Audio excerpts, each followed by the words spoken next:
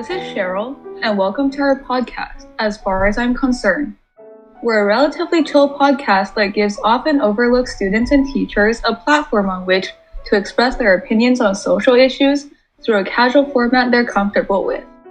Just a bit of background information that we probably shouldn't be telling random strangers on the internet, but that is necessary for sufficient context. We are all private high school students. This is not affiliated with our school in any way and should not be treated as such. So for today's discussion, we have hobbies. Let's get started.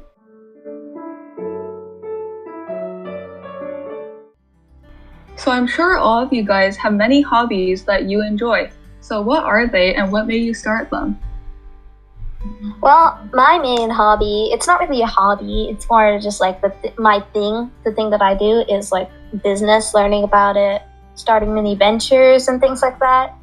I also enjoy other stuff like science, but business is really the main one. And I've been interested in it since I was 11. I honestly don't remember what made me start it, but I've just gained interest as I learn more. Oh, that's really cool. So you've already started some mini ventures? Yeah, to an extent. I am doing a couple of things that I work with a few nonprofits that I have like leading roles. I hope to turn a couple of things into nonprofits as well. I sell like little trinkets occasionally. So yeah, I've had some experience with that. Oh, that's really interesting. Okay, what about you, Polly? I know we mentioned these in our other episodes, which you should go listen to if you haven't already. But I play a few instruments. I do horse riding. I like drawing. Yeah. And recently have gained a lot of interest in physics. And over summer worked on some CS projects. So for CS, what projects do you normally do? Like, do you write programs for games? Do you make apps? So last summer I attended the AI for All program at Stanford. And I was part of the NLP group, which is natural language processing, and we worked on a project and we made a model that classified tweets from Hurricane Sandy and the Haiti earthquake to help determine which locations and which types of people needed what kinds of help. Oh, that's really interesting. I hope that I can have an opportunity like that in the future too, since I'm also interested in CS. So what about you, Chicken? I mainly just like doing art, like any form of art. I do oil, digital, anything, like mainly. I also really like, I play a lot of video games, like Genshin. Oh, most of us here do. Yes, except me. Please note that down. I have nothing to do with Genshin ever. You absolutely We'll see. All right, guys, let's get back on topic. So, Chicken, I've heard you do commission art. Oh yeah, I do.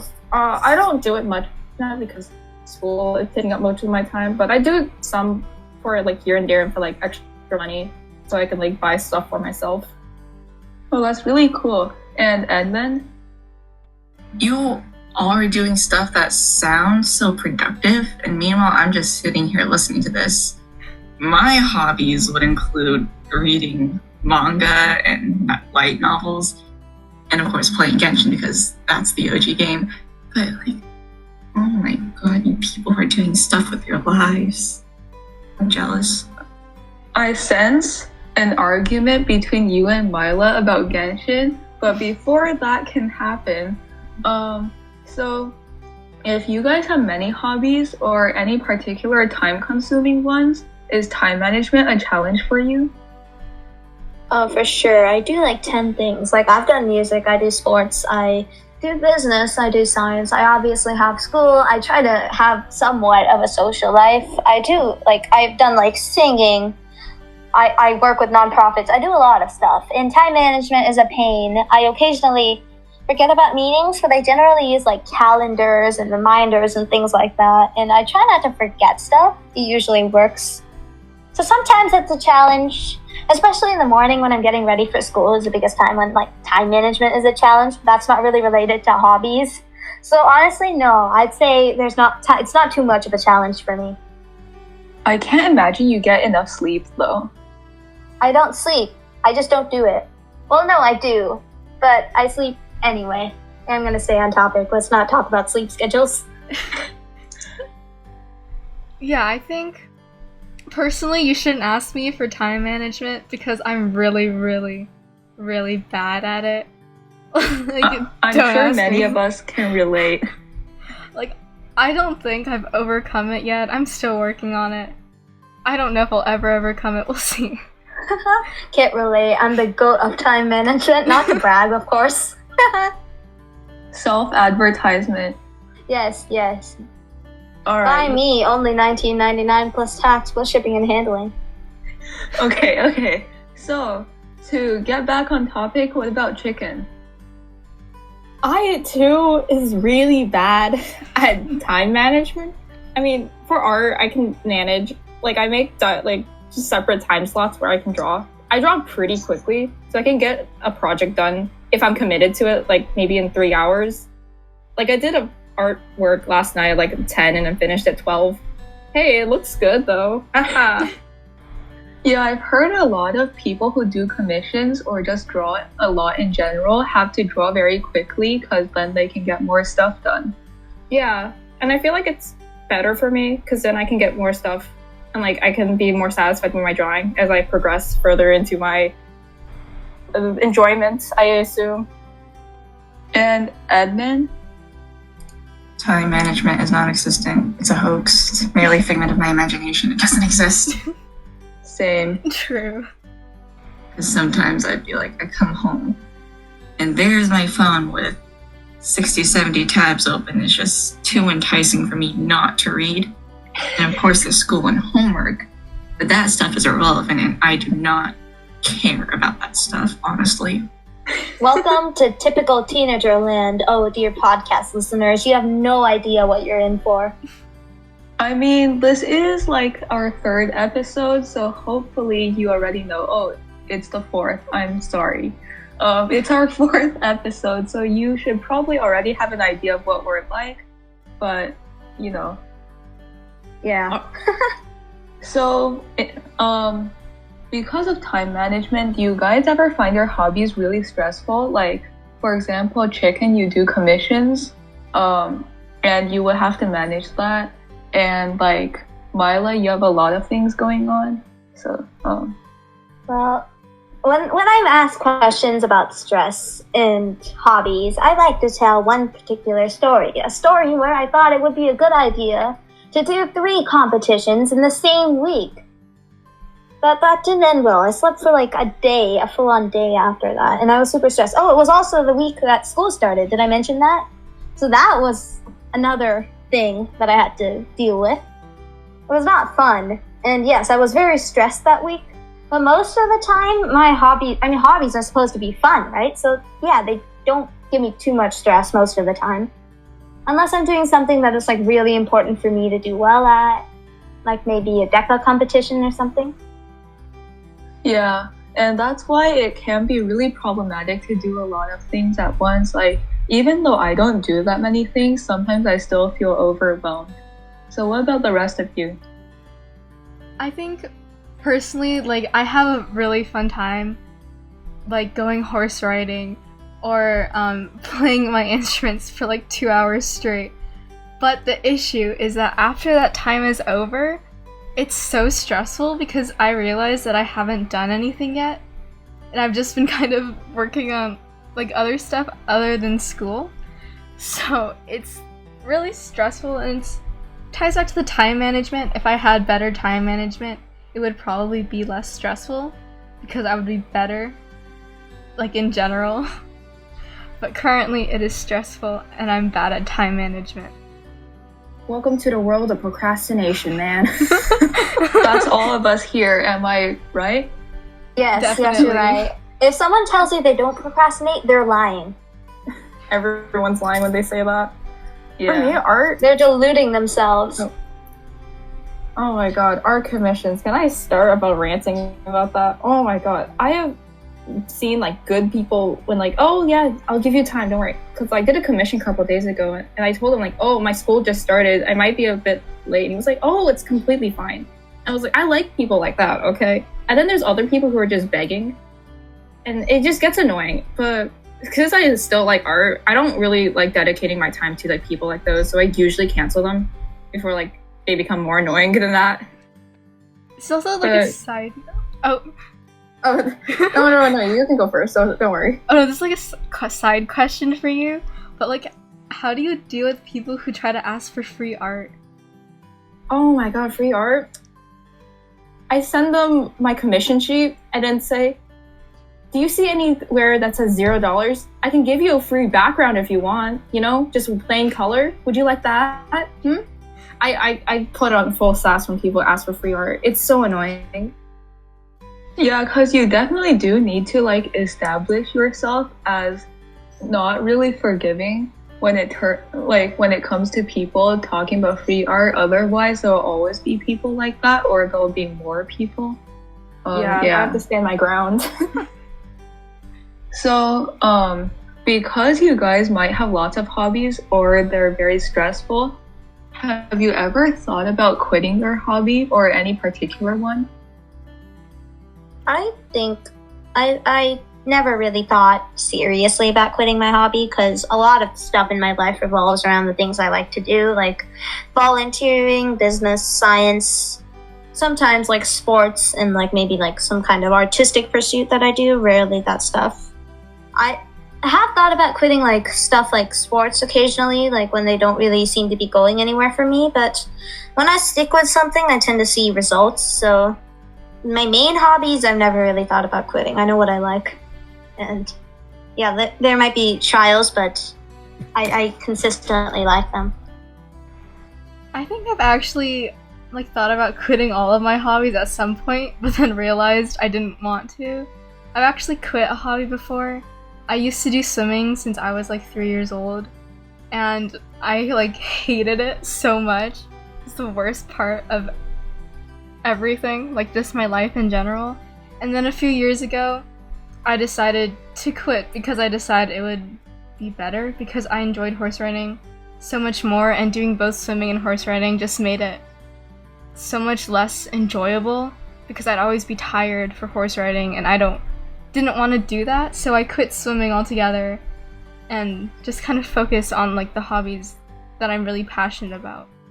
Is it really a hobby though if you don't enjoy it? Isn't a hobby something you do to like have fun, relax? True, because like swimming, I didn't want to join swimming. It was like when I was 3, my parents put me in a pool and were like, go. And then I begged them for like 2 years to let me quit, and they finally let me quit. That was the best day. That sounds really painful. Personally, I don't think I've ever really thought about quitting, although at some point I did compete for music. I don't think I mentioned this in the music episode, so I'll just say it here. I did compete at some point, and it was really time consuming because for the first round we had to submit a recording, and so we had to bring in the fancy microphones and do as many takes as it took to get a perfect one with no mistakes. So it was both emotionally and physically exhausting, so I had to quit that. I didn't really like it though, so I don't think that counts as a hobby. What about you, Chicken?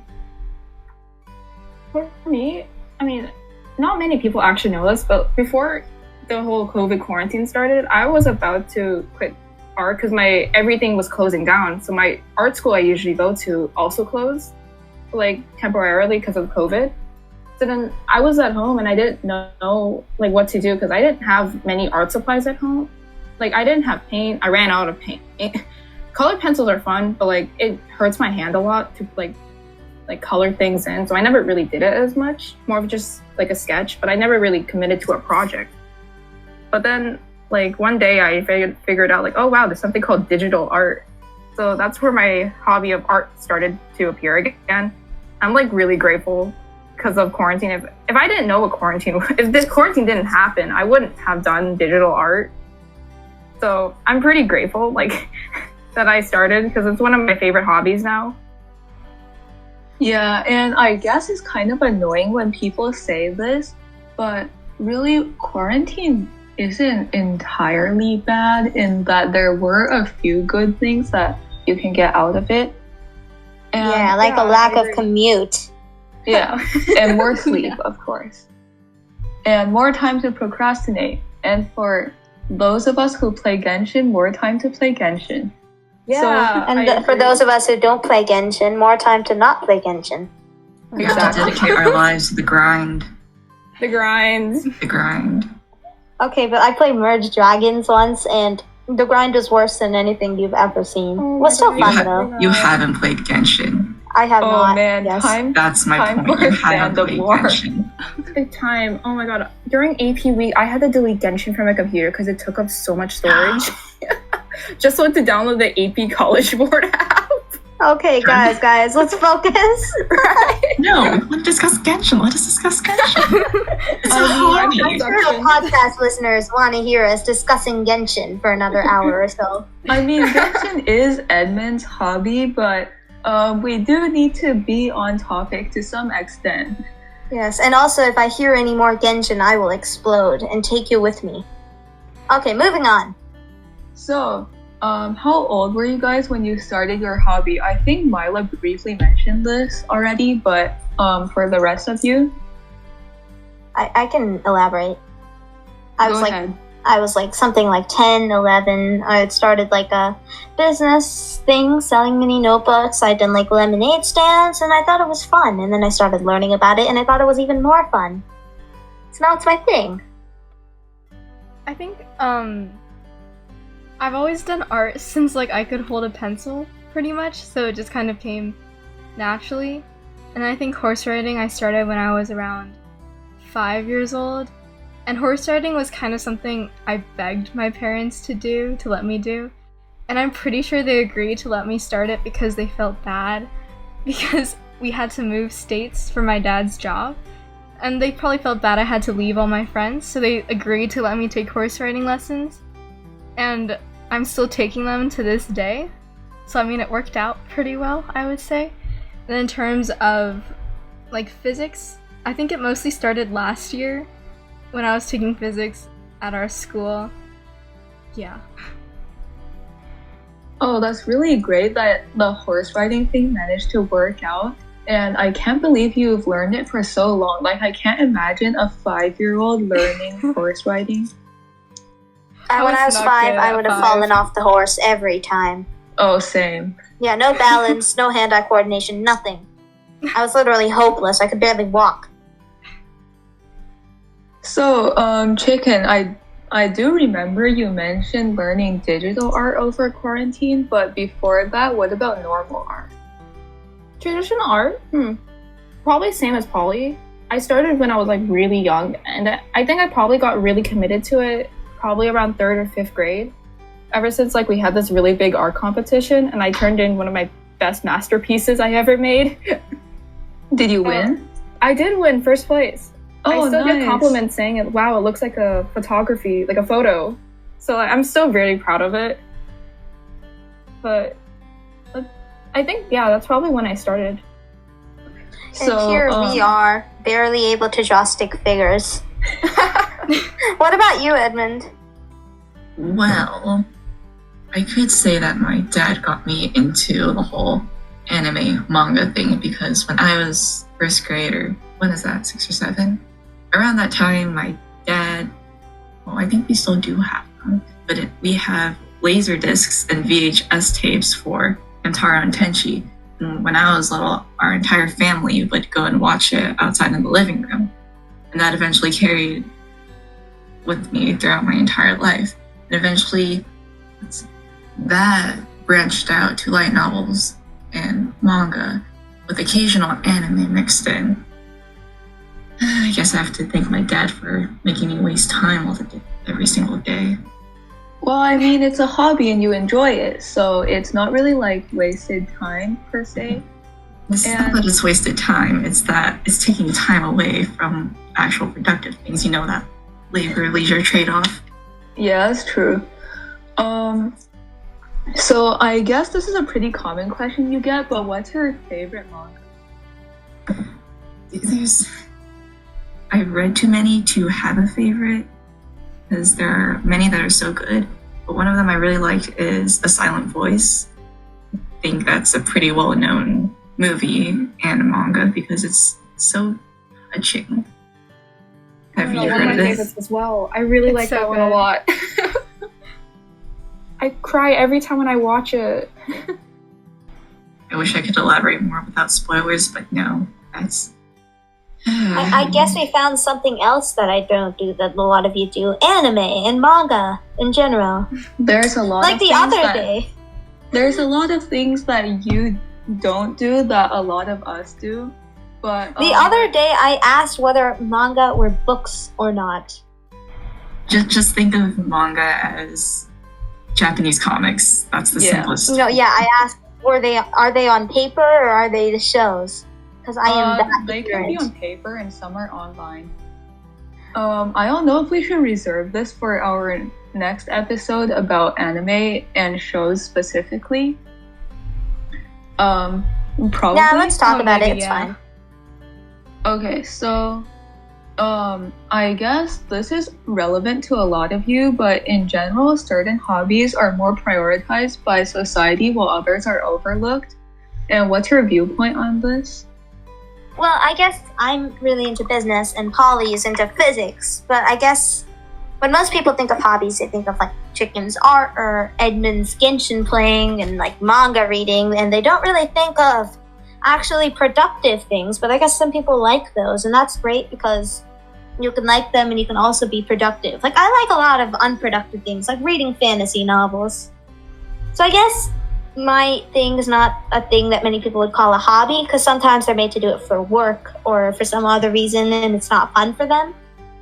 And so yeah, same with physics, business, all the subjects, like everything at school, everything you do at work. But I still call it a hobby. If it's something fun and if it's something you do in your free time, it's a hobby. True. Yeah, that reminds me. Oh, sorry. Oh, no, you can go. That reminds me. I used to do competitive chemistry, just like in elementary school. I did competitive math. I don't know if that counts as a hobby. Really, it's more of an extracurricular because I didn't necessarily enjoy it, but the actual learning process was fun. I just didn't really like practicing. What about the rest of you? Yeah, I do agree. Oh. Oh, you can go. Oh, yeah, I do agree about that statement because I do think that there should be certain hobbies people would consider it would be iffy about, like, you find that fun and stuff. Like, for me, I never expected someone would take physics as a hobby because I'm kind of dying in my physics class right now. Slightly offended. But yeah, because any hobby can, like, anything can be a hobby as long as you find it fun. Yeah, I agree. Like, it really depends on like your definition of a hobby, but I think for most people it's just something that you enjoy doing and that kind of calms you down from like the day-to-day stress of everyday life. And even if it's something that most people, like if it's math, which is usually, people don't consider that a hobby really, because I think a lot of people might find it repetitive or boring. But I mean, if it's interesting to someone, then it can be considered their hobby. Yeah, so basically, like, I guess the general consensus is that a hobby is basically just an extracurricular, but you have to enjoy doing it, and it's not something that other people force you to do, right? I mean, there's some things that may not be considered a hobby, like things that everyone does, like eating. Unless you like binge eat for fun or something, it's not a hobby, even though it's relaxing. Sleeping might be a hobby to some extent. I think it's mostly like a thing that like some people like and some people dislike as well. So you consider sleeping to be an extracurricular, which makes sense given how much we all procrastinate. Oh wait, It's not an extracurricular, it's an actual school subject. You never heard of AP sleeping? Oh, I wasn't aware of that class. How do I sign up? I think this may be revealing too much about our school to our listeners. Uh-oh. Again, we are not affiliated with the school, like this podcast is not. And it's not an ad, so yeah. No, but seriously, come to our school, try AP sleeping, it's great. I teach you all the methods, which kind of pillow to use and all of... You know what, let's get back on topic.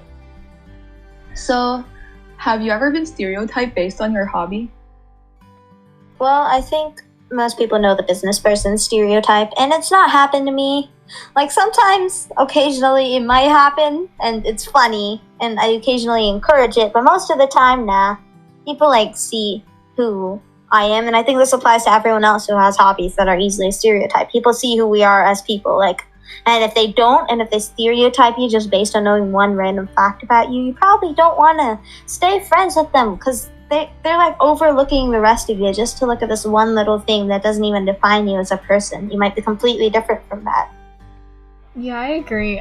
I notice, like, for especially people who do horse riding, especially girls who do horse riding, there's kind of the stereotype of, like, the horse girl.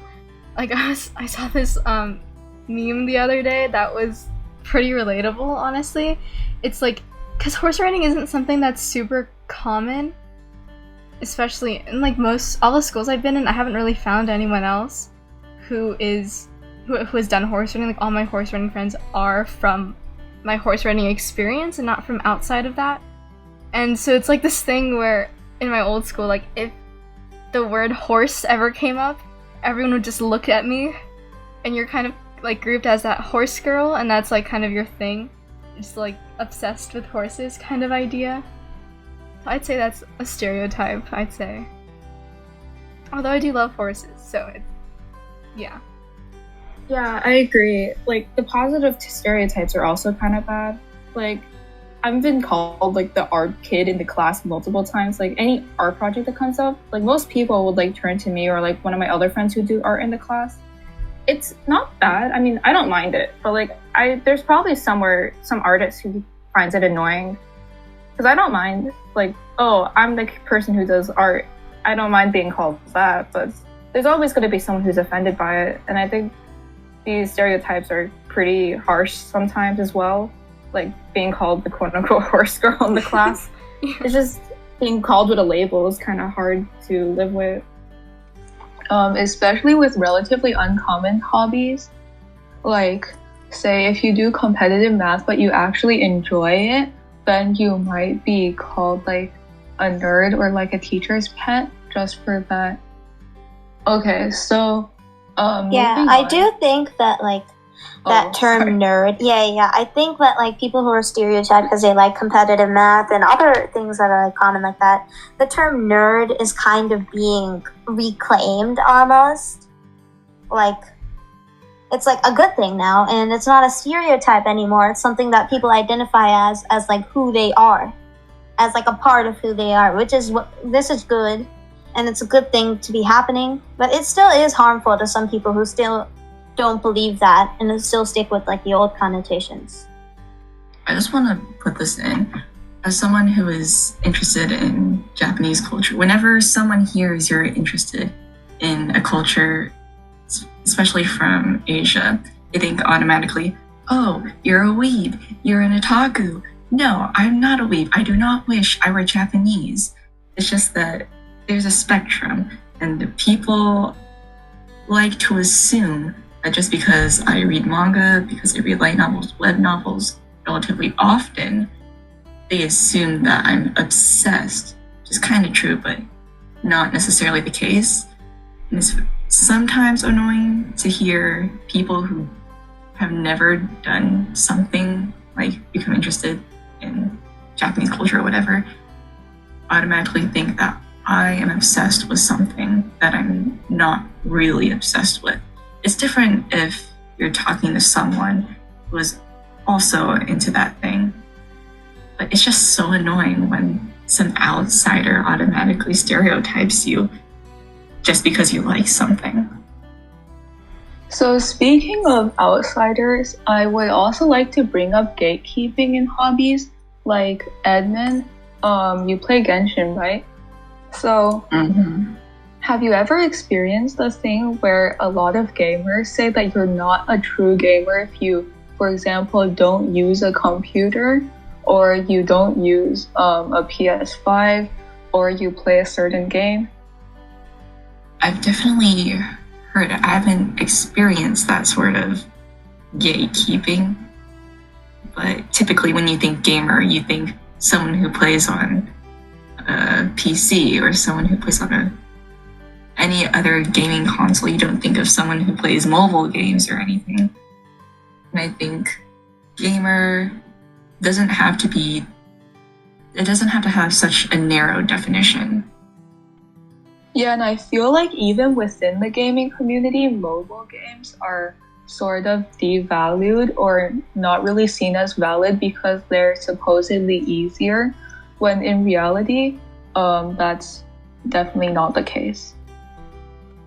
And especially since like gaming in itself is a hobby, you can just do it for enjoyment and it doesn't need to be competitive. So speaking of competitions, have any of you ever felt that your hobby doesn't have the same opportunities as others? Like if you would like to do a competition of some sort, but none is available or anything like that? Well, I would very much like an AP business, but that's really more school related than hobby related. There are a decent number of business competitions, like I told you about DECA and some other competitions I do. Issue is, a lot of them are targeted towards older people, like undergrads or graduate students or even maybe adults, because I guess kids don't really think about going into business careers. Most kids don't really think about going into business careers, so that's kind of tough. But I mean, I have a lot more opportunities than I think some rarer hobbies. Like in an earlier episode, we talked about squash. There are probably less squash competitions than there are business ones, and they're probably not as well known either. Yeah, I think like something I noticed is, especially in horse riding, especially around here, there's hardly any places, and in most locations as well, it's so hard to find like a good ranch to go riding at, a stable ranch where you can properly like get good lessons and progress well, because as I said previously, horse riding just isn't super popular, and it's kind of categorized as like a rich person sport, because usually you think of like betting when it comes like horse racing, you think of a lot of rich people betting on horses and that kind of stuff, so it seems like inaccessible to the majority of people, which kind of sucks because it can be hard to find other people who share your hobby, and it can also be hard to find stable places that you can ride at. Pun not intended. Okay, I'm really sorry. For art, I mean, I have never really tried to search for a competition. It's more like just for me to draw for fun. Like, I do collabs with my friends and stuff, but I've never really went out seeking for competition because I feel like that would just put a lot of stress on me, because they usually have like a certain topic or something, and I don't really enjoy drawing something based on like topics, which is why I don't take commissions a lot, because I don't really like drawing art for other people. It's mostly just for me, like for like the people in my fandom like. So as we've already established earlier, hobbies are basically extracurriculars that you enjoy or find fun, right? But in certain cases, such as Edmund's gaming or manga reading, they don't necessarily need to be productive, like in terms of you're creating something or you're actively learning something that you might use in school. So what is the balance between hobbies and productivity for you? I mean, my hobbies to an extent, of course, are productive. Like, I like business, learning about that, so that's helpful for like future majors. I also like volunteerism, which helps the community. But at certain points, I'd much rather be doing that than homework, which doesn't end well because I end up kind of like focusing on that and then not doing my homework, and it kind of spirals. So for me, I just try to finish everything I need to do for school as fast as possible, speed run it, then get to the stuff I like to do. So it depends on how much time I leave for myself and how much time I procrastinate. Then again, sometimes I procrastinate by doing volunteer stuff, so. Oh yeah, we've all experienced that time when we procrastinate so hard we start doing other schoolwork instead. Yeah, I think... Why is that so relatable? I think... Because none of us want to do anything. Okay, so I think that I'm like one of those people who believes that if you want to do like schoolwork, you just need to have breaks and stuff between. Like, it's really hard to do it all in one go. You need at least like a little bit of a break.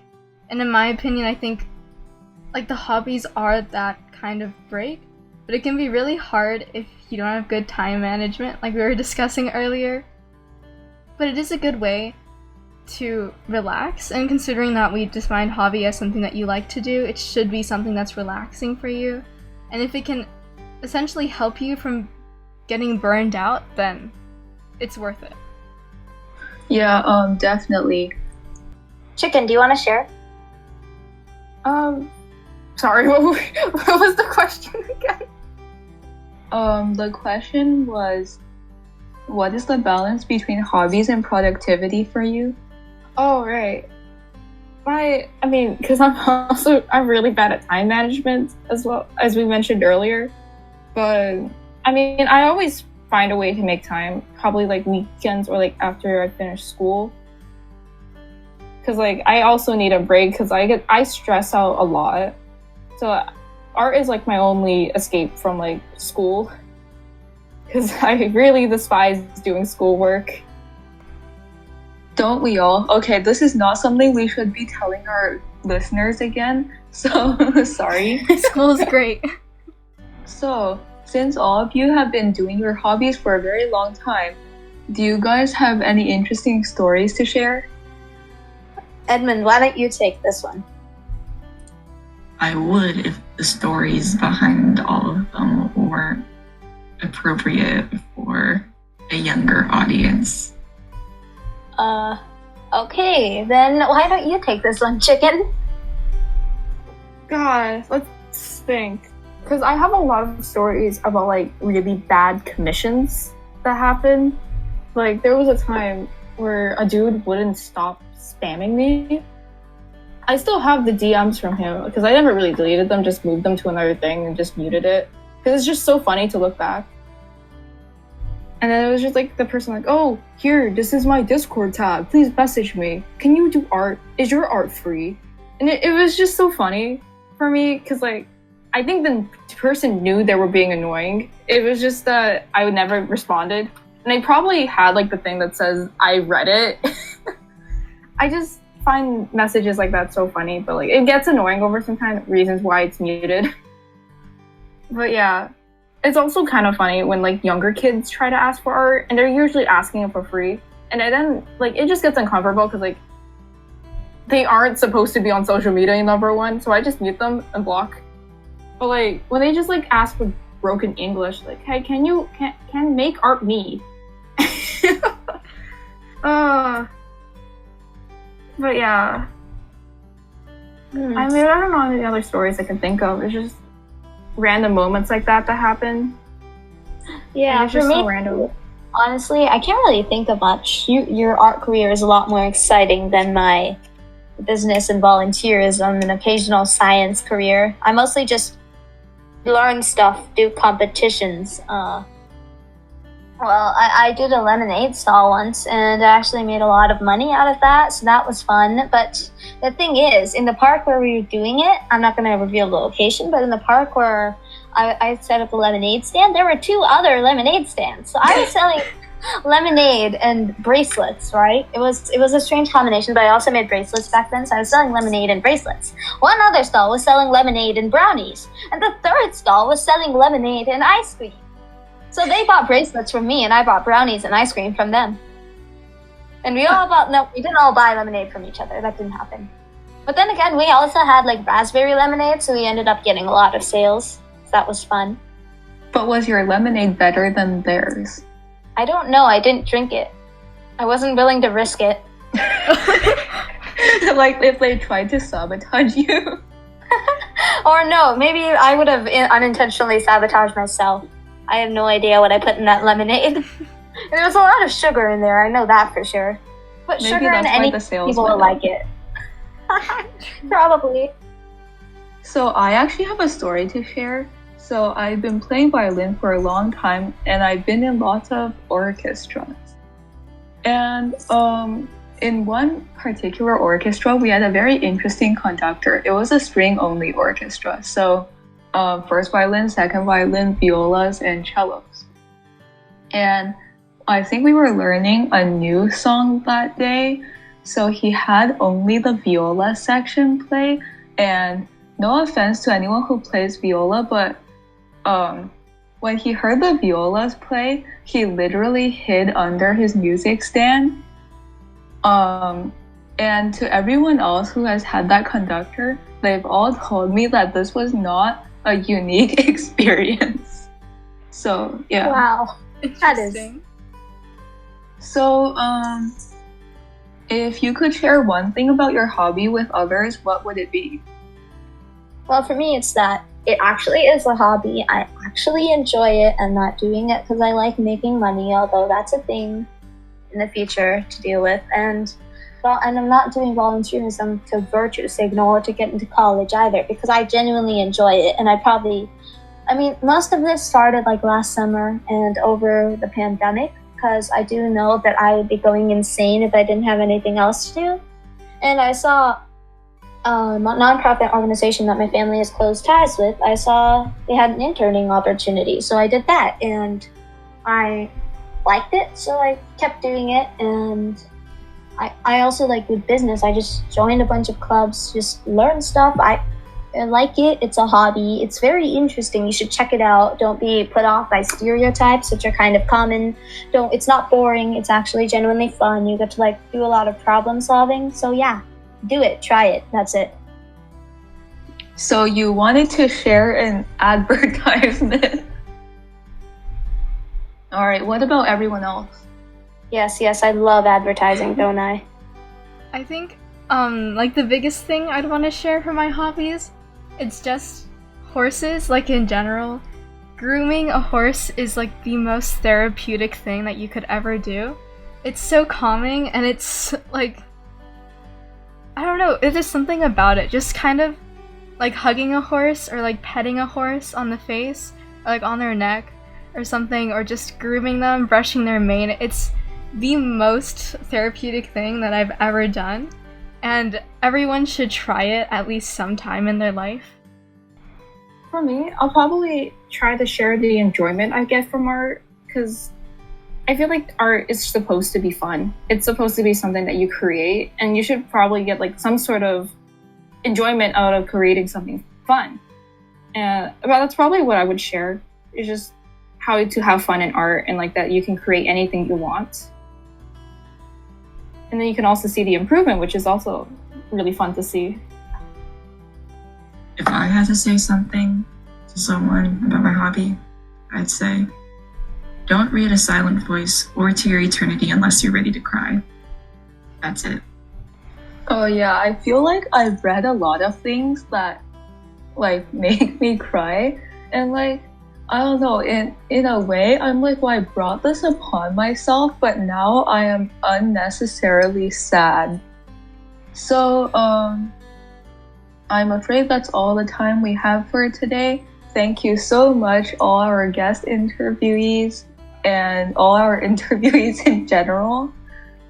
Thank you to our listeners as well. Yes, indeed. And that's it. Bye. Bye. Goodbye. This was fun. Bye. And buy me for $19.99 plus tax. Please I don't know if that was this podcast episode or the previous one, but buy me anyway. Please don't.